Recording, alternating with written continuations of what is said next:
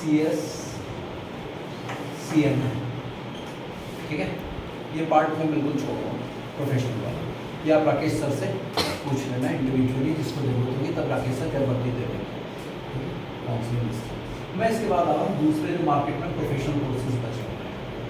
जो सबसे important course है वो है वही है BBA, जिसका कोई नहीं होता उसका BBA होता है। जो जिंदगी में कुछ नहीं कर सकता ना वो BBA कर सकता है, और क्लियर होता है, फेल भी नहीं होता। 12th में भले ही बंदा फेल हो जाए, BBA में फेल नहीं होता, ठीक है।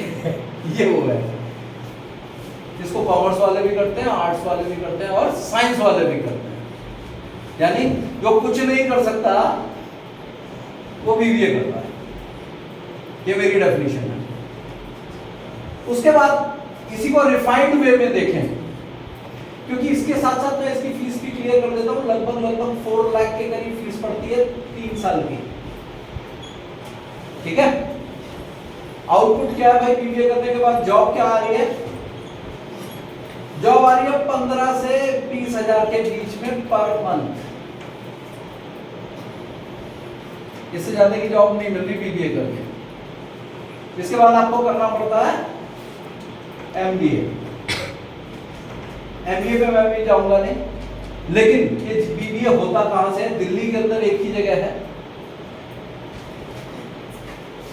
That is GGSIPU। दिल्ली में 50 से ऊपर कॉलेज है इसके, कहीं भी एडमिशन मिल जाता है, कहीं भी। लेकिन एंट्री 2 तरीके से है इसकी, एक है CUET और दूसरी होती है इसका CET, कॉमन एंट्रेंस टेस्ट, ठीक है। ये यूनिवर्सिटी डायरेक्टली कराती है। CET तो कंबाइन है, उसके अंदर भी इसकी सीट है, यहां भी उसकी सीट है, दोनों सीट्स अवेलेबल है।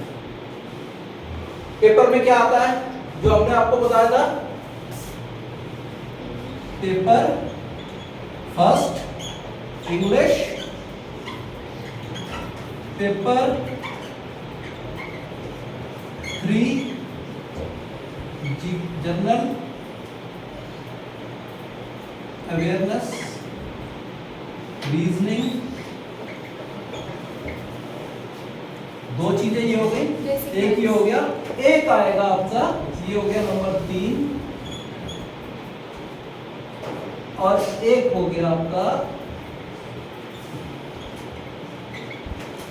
4 बिजनेस एप्टीट्यूड।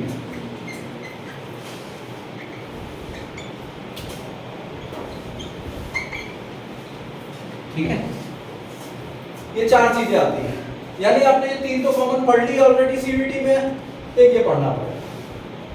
इस बिजनेस एप्टीट्यूड में क्या होता है? आपकी इकोनॉमिक्स भी आती है, आपकी बिजनेस भी आती है, और बिजनेस जो जनरल बिजनेस होती है, बिजनेस न्यूज़ जिसको बोलते हैं, इकोनॉमिक वर्ड की, फाइनेंशियल वर्ड्स की न्यूज़, वो सारी इसका इन डेप्थ हो जाता है, काफी बड़ा एक अपने आप में सब्जेक्ट बन जाता है।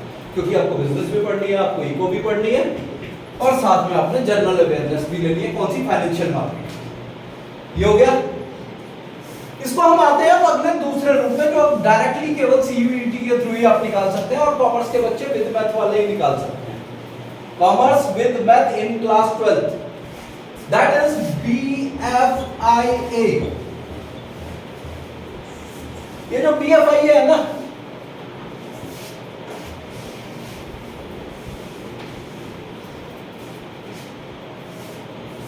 इसके साथ में 2 कोर्स और चलते हैं रैंक के बेस पे, BMS और BBE। जब आप फॉर्म भरेंगे तो ये तीनों फॉर्म साथ में भरना, रैंक के बेस पे चलते हैं। आपको बताया था ये पेपर तो रहेंगे ही रहेंगे, इसके साथ में एक मैथ्स और आ जाता है up to 12th। Quantitative aptitude करके बोलते हैं इसे, क्वांट्स लेते हैं इसको, और ये एक एक्स्ट्रा आपका टॉपिक ऐड हो जाता है। ठीक है, पेपर 3 का पार्ट है ये सारा। पेपर 1 और 3 कंबाइन कर दो, CET वाले जो हमने आपको बताया था ना, पेपर 1 और 3 वो ये है। Why it is so important and why it is being sold in the market. होता क्या है, जनरली स्कूल लेवल पे टीचर्स को इसके बारे में पता ही नहीं होता। जब आप इसको या तो जो कैरियर काउंसलर्स देते हैं वो बताएंगे, या फिर आप खुद रिसर्च करोगे डीयू के अंदर। जनरली बीएफआई देख के ऐसा लगता है कोई फाइन आर्ट्स का कोर्स होगा, छोड़ो ना यार। लेकिन ये केवल उन बच्चों के लिए बनाया गया है जो बच्चे कॉमर्स विद मैथ में हैं। इसकी प्लेसमेंट चेक कीजिएगा, मैं अपने मुंह से नहीं बोलूंगा। दिल्ली के काउंटेड 7 कॉलेजेस के अंदर है, फैकल्टी है इसकी सुखदेव सिंह, उसके अंदर होता है, कॉलेजेस 7 है। ठीक है, देखने में सबको एक ही दिखाई देता है, कॉलेजेस अलग अलग हैं इसके। बीएफआई है, फुल फॉर्म क्या कहती है?